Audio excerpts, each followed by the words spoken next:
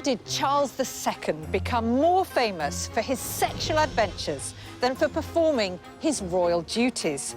Who were the many mistresses who visited his bed? And why was one court official known as the royal pimp master? Charles II was an indulgent man. He was a debaucherous man. He restored the institution of the monarchy, and he brought a certain joie de vivre to society. Here's a man who came along with bags of wit and charm, lots of colour, a bit too distracted by his mistresses and spaniels, but he brought back the grandeur to monarchy. He re-established monarchy in Britain. Wow. He was incredibly charming, he was witty, he was erudite, and he was a very likeable person. However, he was not a very effective leader, necessarily. If I had to pick three things that summed up Charles II, he was feckless, he was slothful, and he was lewd in his behaviour. In this episode, I look at the era's fashion for intimate wigs and condoms. I review the glorious clothes that Charles II actually wore. I taste some of the royal food and drink from the time, and I examine the secret tunnel that linked the Theatre Royal to a bedchamber across the road, which allowed a royal liaison with a certain Nell Gwyn. I'm Tracy Borman, and in this episode, I'm going to take you behind the scenes to find out what really went on in the private life of King Charles II.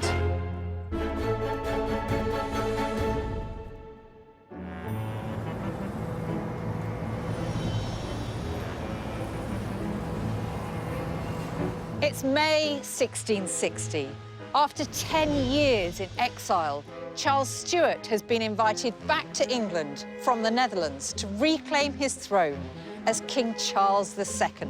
Here in London, he receives an enthusiastic, even ecstatic welcome. It seems that people are glad to see the return of the monarchy after the dark and unhappy years of Cromwell's Commonwealth. In 1660, when Parliament invited Charles back, there was general euphoria. There had been a very buttoned-down Puritan regime, and people had had enough. Charles came back from the continent with a certain amount of glamour and a relaxed attitude. It went down very well. People were desperate for a change. And Charles, as we know, really began to embody what the Restoration was all about. It was a little bit more laissez-faire, you know, it was bawdy, it was light-hearted. It was all of the things that people were deprived of during the Civil Wars. Charles II is remembered as being the merry monarch who presided over this court of excess and libertinism, but actually, I think he was really successful in getting a handle of the zeitgeist of the time and navigating his way through some of the most devastating things that could affect any monarch: the Great Plague, the Great Fire of London, and a huge crisis over who would be his heir afterwards.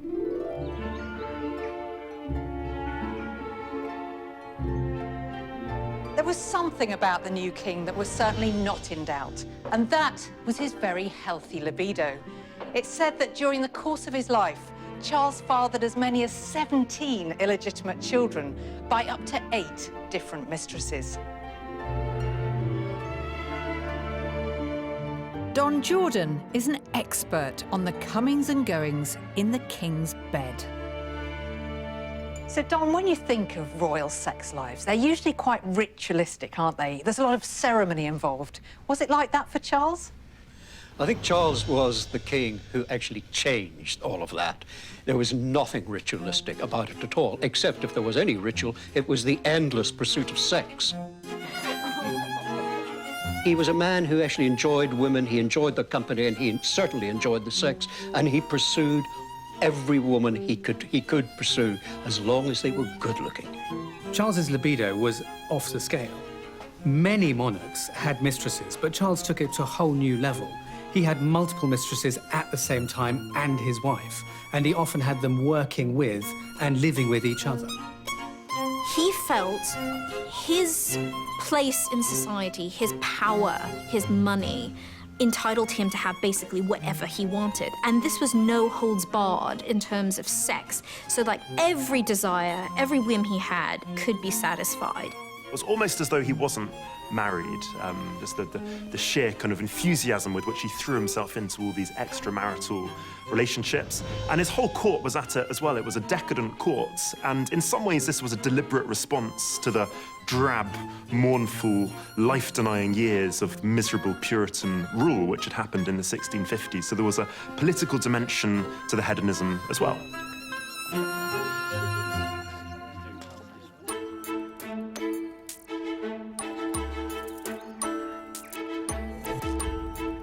Charles's legendary sexual appetite had to be sated by any number of other women. Of course, these liaisons had to be very carefully planned, which often meant someone at court helping out. But who? Step forward William Chiffinch, royal page, keeper of the closet, otherwise known as the royal pimp master.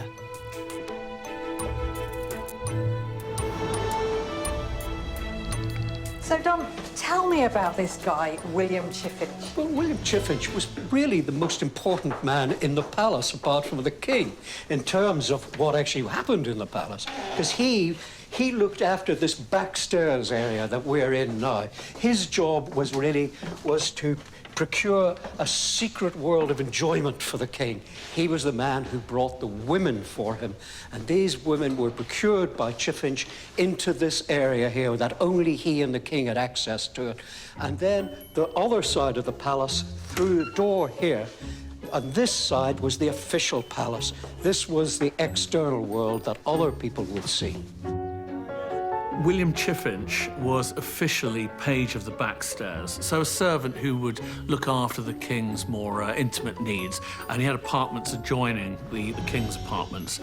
What he was actually known as in the court was the pimp master general.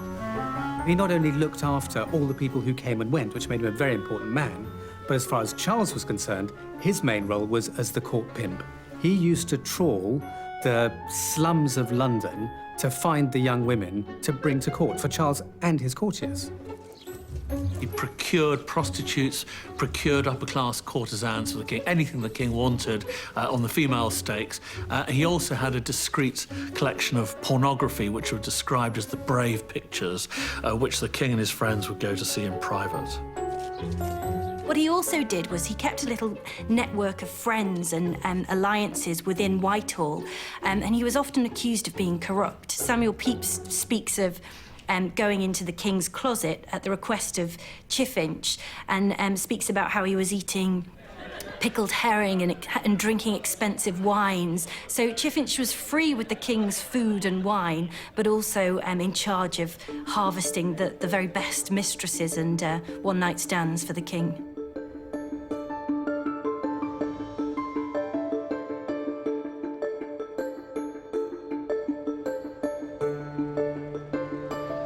Probably the most famous of all King Charles's mistresses, and the one of whom it's said that he never tired, was Nell Gwynn, who worked here at the Theatre Royal, Drury Lane.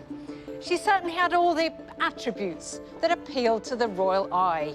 She was pretty, witty, and the least greedy of all Charles's mistresses. A lot of her early life was spent in the London slum areas that once surrounded where I am now, modern-day Covent Garden. Nell basically made a living selling oranges outside the theatre. With her favourite trick was to put the tray just under her bosoms so that the orange sales would presumably be boosted as a result. She was spotted by some of the actors, and Charles, being a patron of the theatre, then spotted her himself, or maybe Chiffinch got her for him, and she became one of his favourites.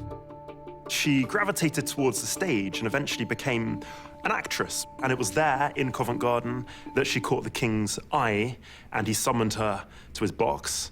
And on one occasion, he actually took her out for a meal. The king, the king's brother, James, they were both in disguise, and her. And at the end of it, they realized they didn't have any money, so she had to pay for these kind of two royal diners. Nell Gwynn was just fun. You know, there were no airs and graces. She was just up for it. She enjoyed herself. There was no formality to this. And yeah, I mean, that was great. Why not?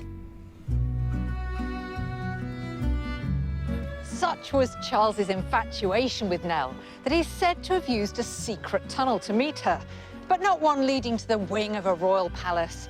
No, far from it. This one leads from the Theatre Royal over here, under the road, and into this pub, now appropriately called the Nell of Old Drury. Its manager, Stephen, agreed to show me around. Tracy, so if you'd just like to come through here, just turn this on. I'm excited to see this. So, this is the Nell of Old Drury's best-kept secret. Behind this door is where the tunnel is, where Charles II came. Wow, look at that. And if you look, you can see this is all here, the original arch. And where would the tunnel have ended up? The tunnel would have been just on the other side of the theatre, just past the ballet room on this side. So Charles would have been in there watching a show of some description, maybe gets a bit bored or it's during the interval, walks through the tunnel. Yes, comes through the tunnel and then meets his mistress, Nell Gwyn. Here, in the cellar? Or... No, I would imagine it would have been in one of the bedrooms upstairs. This isn't exactly the most romantic setting. Indeed. Yeah. So he's done the deed and then goes back, presumably... Goes back over to watch the end of the performance. Job done. Job done, exactly. When the king was at Drury Lane at the theatre, he would go and meet Nell Gwyn. And she was waiting for him in what is a pub across the road. And there was actually a secret tunnel underneath that linked the two buildings. And he would traverse that and go up and find her and have sex with her and then come back before the end of the play so he could applaud and be seen there and nobody would know what was going on. I think Charles II's fascination for low-born women is something you see with a lot of monarchs because they've got that whole stifling environment in court. So Nell Gwyn, for him, it was a taste of real life and it was a bit of excitement and he could go and meet them out in the street. And the streets of London, you got to remember at that time, were pretty racy, filthy, degenerate, exactly the sort of thing a bored monarch was going to like.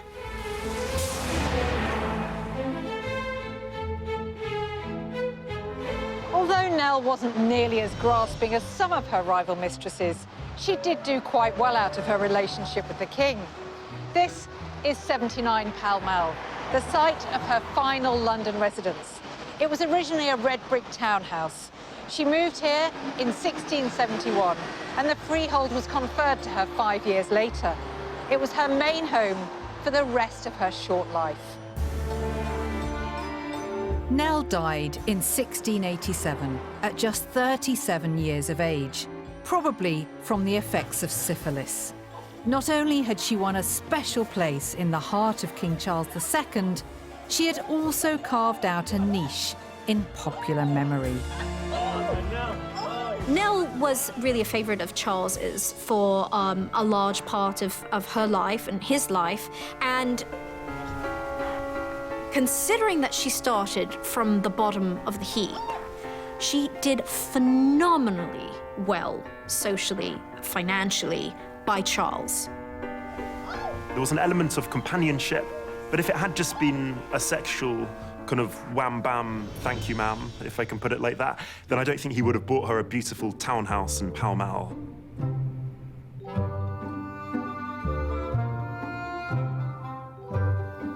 But although Nell Gwyn was by far the most famous of all the king's mistresses, a lady who refused to be one was to unwittingly become similarly well known. She was Frances Stuart, Duchess of Richmond and Lennox, a famed beauty who apparently went against the trend and consistently defied Charles's advances, which must have driven the king even wilder with lust. The lovelorn Charles commissioned a portrait of Frances, complete with helmet and trident.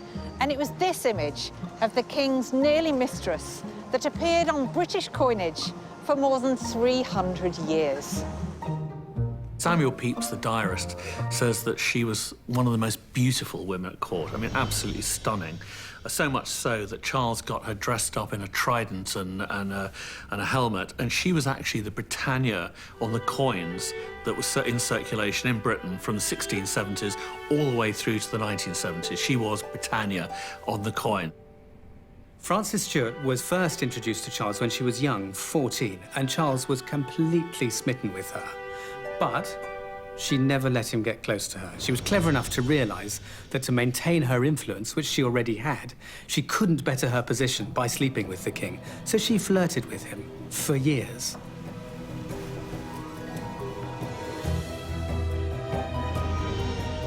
The dark Puritan years of the Commonwealth really were a thing of the past, and certain parts of society readily embraced the new freedom.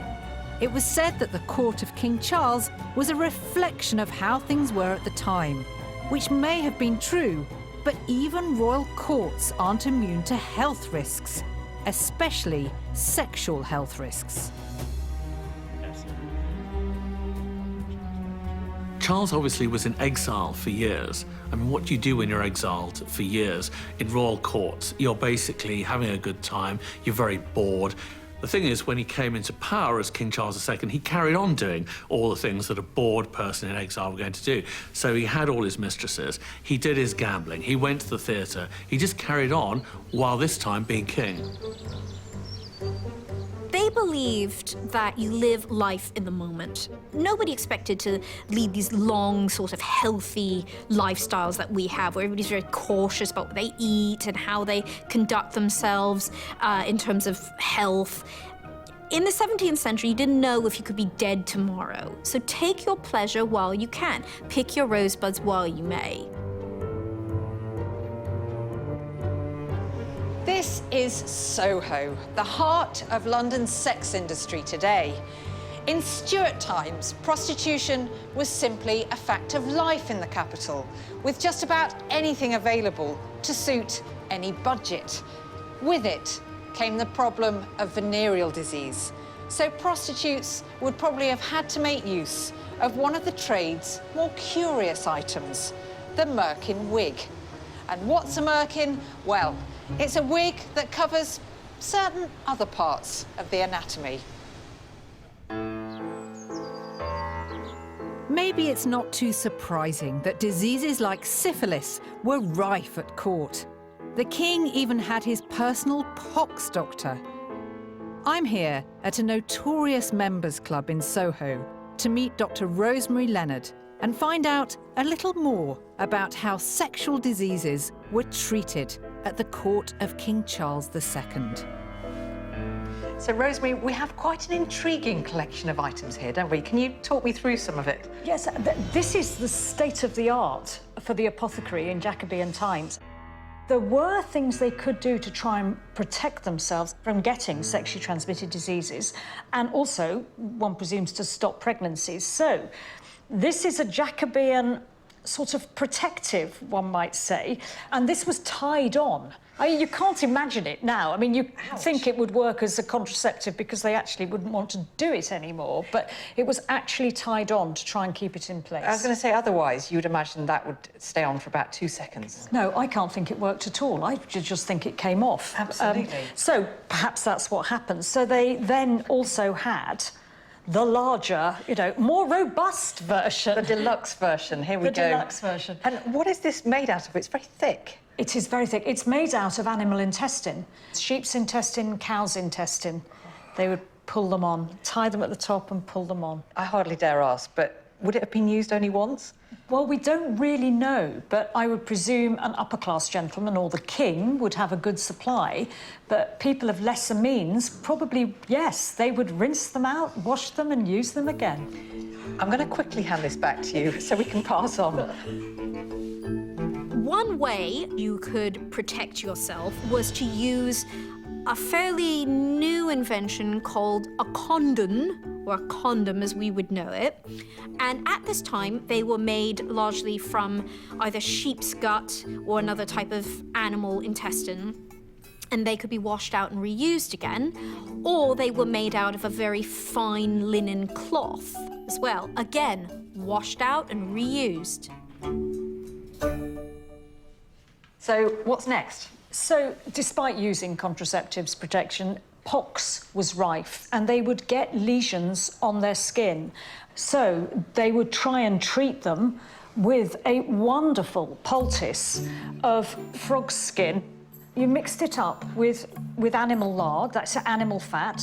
You made a poultice and rub it on to the poxy lesions. So even when the pox had healed, it would destroy the look of their pubic area. They'd have scarring, so they use these. The famous merkin, the pubic wig, just to cover it all up. Cover it all up. And also, having a lot of pubic hair was, unlike today, it was regarded as being very sexually attractive. Really? Fashions have changed that much? Fashions have changed, yes. Now, would this have been real pubic hair? Afraid so. Yes, it would have been. And they tied them on. Right. One would imagine they might not have stayed in place throughout, but... Yeah, you can imagine them going somewhere where they, yes, in the wrong position. Women and prostitutes, and sometimes men as well, if they wanted to hide the symptoms of venereal disease, they'd wear a merkin, which is basically a pubic wig, and they wore them to hide these grotesque symptoms that they would have contracted. Could be lice, could be symptoms of poor hygiene, but more likely it would be venereal disease. So they were hiding that away. So it would probably be made of hair, animal hair, maybe human hair, maybe their own hair. But it could also be soft cloth. I mean, it may have been decorative on occasion, it may have been jokey, but I think in the majority of cases, it was to hide something down below that wasn't quite right.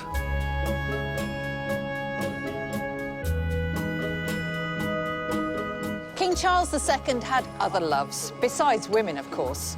Horse racing was one, and another was his dogs. The king was very fond of the spaniel breed, and it's said that he never went anywhere without at least 3 of them at his heels. The downside was the mess. Apparently, it was impossible to walk in a straight line across the floors of the king's residences.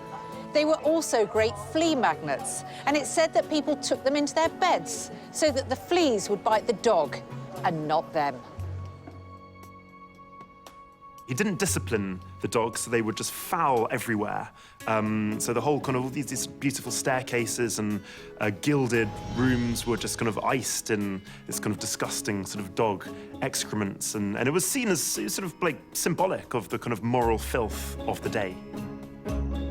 Charles's main objective in life was to play things as carefully as he could.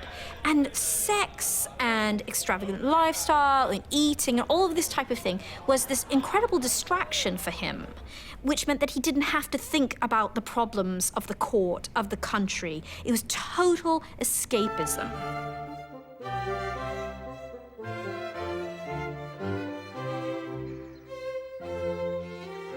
Another of Charles's great loves was food. Mealtimes were filled with ritual and ceremony. Food historian Ivan Day has agreed to meet me at the historic 15th century Long Crendon Manor in Buckinghamshire to talk me through and show me just what the king ate.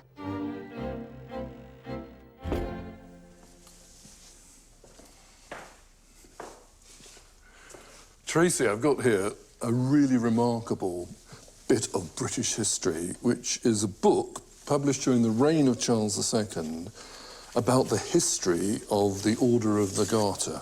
And during his reign, of course, King Charles II was the chief pixie of the Order of the Garter. And there he is in all his splendour. Why we're focused on it is a bit further back in the book is an account of a feast held at Windsor in 1671. And at that meal, we have the first record of ice cream being served. So... Wow, look at that. That's amazing to see a meal in such detail like that. Well, it's about as regal as you can get, isn't it? This is St. George's Hall. There at the top table, I presume that's the man himself, that's Charles. Now, he's sitting alone under a canopy of state, and all these people around him are serving him. The knights are all sitting here, and they're probably consuming the first course of the meal.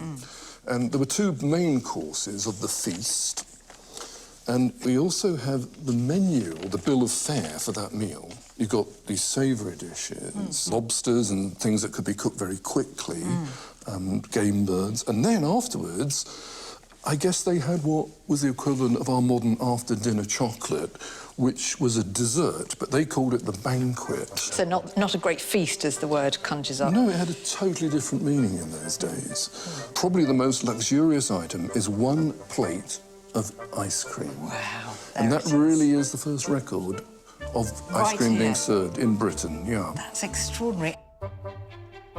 Because Charles was a king, his table was always extremely well laid, and in the 17th century, that meant a multitude of different dishes put on the table all together. You know, he could have 20, 30 dishes laid before him of meats and pies and puddings and really sumptuous things. He didn't have to eat everything that was put before him. He would sit there having little bits of this and little bits of that. Even the act of wasting food was something that only a king could do, because who else in society could waste that amount of food? You'd need a Hollywood budget to do this authentically, but I've had a go at replicating Charles's dessert or banquet course. Wow, all of this just for one man. That's extraordinary. So, Ivan, where do I start? Well, I think you should try one of the oldest dishes of the banquet course, which is this very light thing called a wafer. Lovely. It's beautifully decorated. Made in 17th century wafering. Ah. Oh, that's nice. It's not too sweet, but still a nice flavour.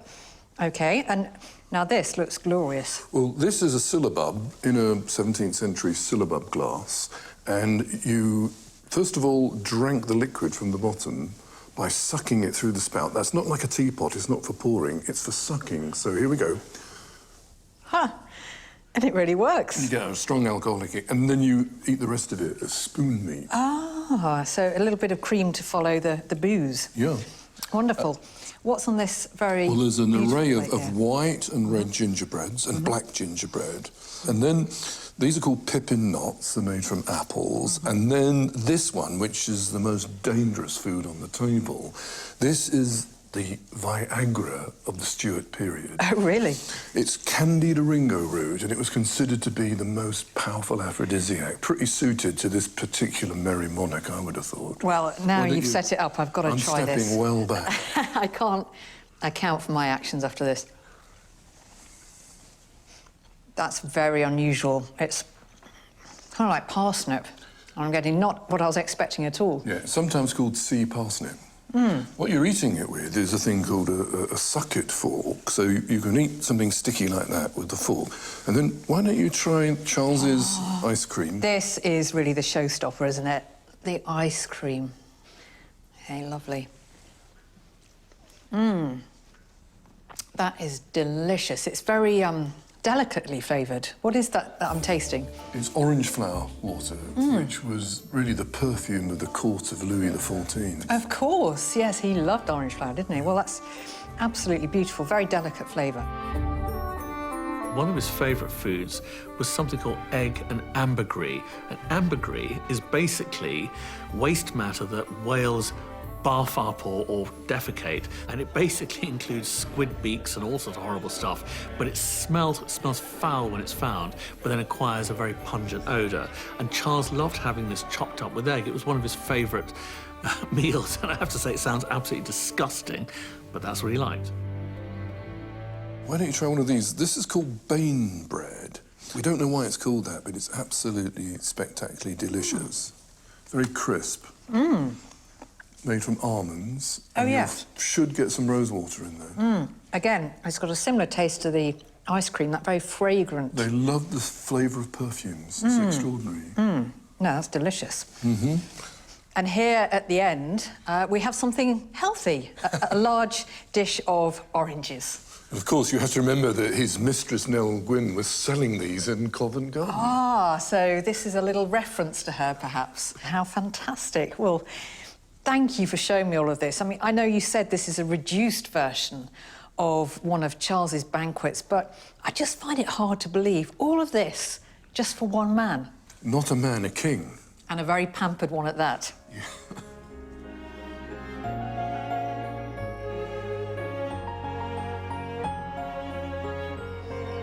As well as his love of food, Charles was a bit of a dandy.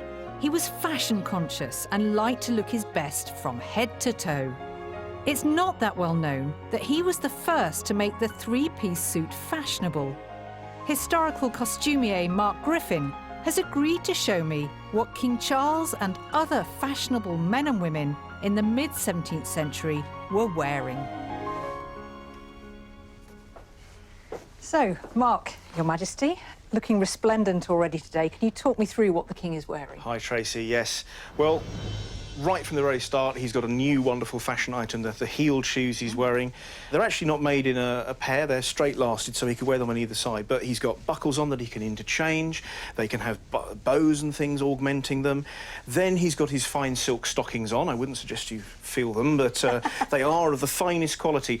Then we have, moving on to his breeches, which are made of velvet, probably from Italy, maybe Venetian, so very, very expensive. I mean, his breeches alone are worth more than most people will earn in their lifetime, so very, very expensive. Then he's wearing a shirt of finest Holland lawn linen. It is almost like silk. It's very, very fine indeed, and it's got some extremely fine lace on there as well. So what do we have next in the repertoire? Well, next is a new fashion that Charles has discovered in France. This is the waistcoat. He hasn't invented it, but he will popularise it. So we're actually getting the start of the three-piece suit. Ah, it all starts here with Charles. Charles loved clothing and he loved extravagance. And one of the things which he was said to have invented was the English waistcoat, which surprisingly was very plain, but he ornamented himself in other ways. It was very important that he be seen to be wearing these very sumptuous, luxurious things and fabrics because the clothes portrayed power. This was all part of the theatre of the age. You know, he saw London as one sort of giant stage on which he must kind of appear and perform. And, you know, if he'd looked scruffy or if he hadn't cut a fine figure, then that would have blemished his power somewhat. So he was the first kind of dandyish king in many ways. Well, now we come to the pièce de la résistance. This is the next thing I'm going to put on. Nice long coat, again in velvet, and we're starting to decorate with even more bows. There's silk here, there's ribbons, there's gold foil, there are little tiny metallic foil sequins, everything showing him off as the centre of power. And imagine how it would have caught the light. You know, these palaces all candlelit, there's lots of kind of gold thread, silver there. It must have just sparkled. Men, during Charles's period at court, probably spent more time getting themselves ready than women, and they wore makeup, and they wore extremely luxuriant clothing. So Charles, for him, it was unacceptable to appear in court until he'd been made up to the nines, frankly, in all his laces, in all his silks, with his massive wig on. And that was the way the king had to appear. It would have been unacceptable for him to just simply lope in chinos and a pair of sneakers. So, Mark, what sort of weaponry would the king have had? Well, he's a man of action, a military man, but he does want something that's a bit more genteel. It's a gentleman's sword. This is a small sword, so it's got a lovely wire-bound hilt with lovely chiselled work on it, the height of Baroque fashion, basically.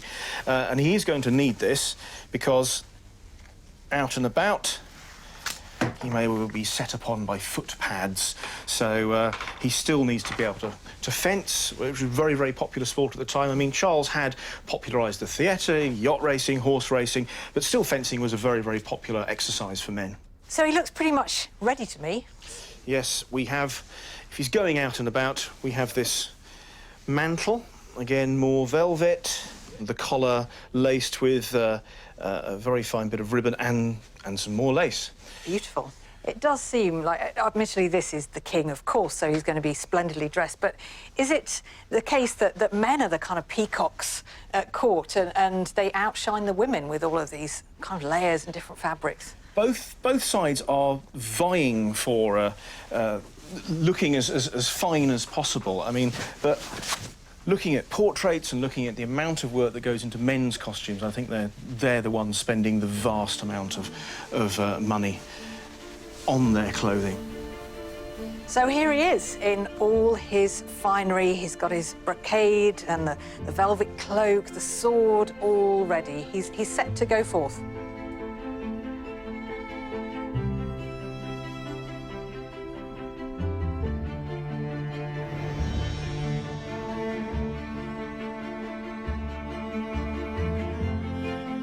For other glimpses of the real King Charles, we're indebted to another famous name from the era, the diarist Samuel Pepys.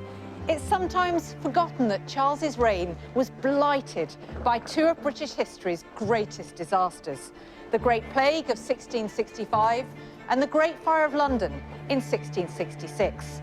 Pepys recorded both in his famous diary, and it provides us with vivid pictures of a pretty terrible time, and especially Charles's direct and personal involvement. The plague arrived in 1665. It killed 100,000 people in London, but anyone with any money, i.e. Charles, just got the hell out as quickly as possible. You know, the first signs of the plague, he left with his entire court. He actually abandoned the capital. People in London knew this. They knew that the king had gone and all the aristocracy. And in fact, there were riots in London during the plague, and people who'd been locked up in their houses with the plague and the Red Cross put on were actually let out, which was against the law.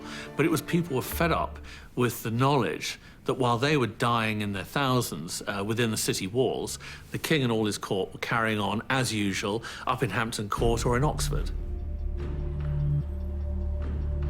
Thousands of people were dying every single day from the plague, and there was almost nothing that could be done apart from isolating those unlucky enough to catch it.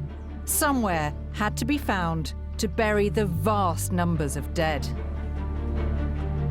This is Bunhill Row Cemetery in the City of London, which was designated as a burial ground for London's increasing number of plague victims.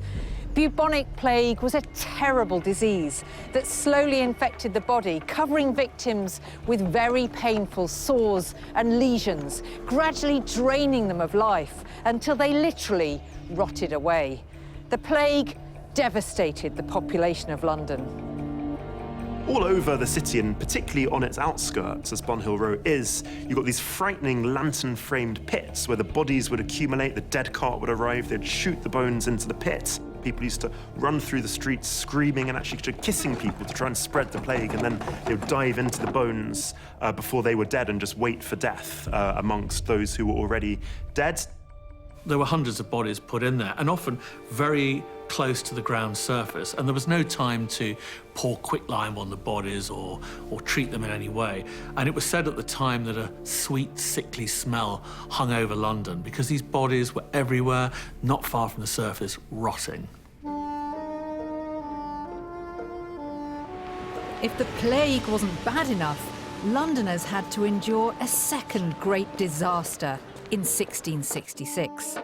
In September that year, a fire broke out at a small bakery in Pudding Lane. At first, nobody seemed unduly alarmed. The Mayor of London, Sir Thomas Bloodworth, famously observed that a woman would be able to douse the flames naturally, so to speak. But the flames took hold, and soon the whole city was burning. Samuel Pepys watched the fire from right here, atop All Hallows by the Tower Church, next to the Tower of London. He wrote, 5th of September, 1666, I up to the top of Barking Steeple, and there saw the saddest sight of desolation that I ever saw. Everywhere great fires, oil cellars and brimstone, and other things burning, the fire being spread as far as I could see it. Samuel Pepys was the foremost diarist of the age. He leaves an incredibly vivid account of the Great Fire. And he used to climb up All Hallows by the Tower of London and watch just entire streets, buildings, palaces, monasteries just be devoured in one enormous flame. And without his eyewitness account, I'm not sure we'd have such a sort of sound sense of the scale and tragedy of that catastrophe.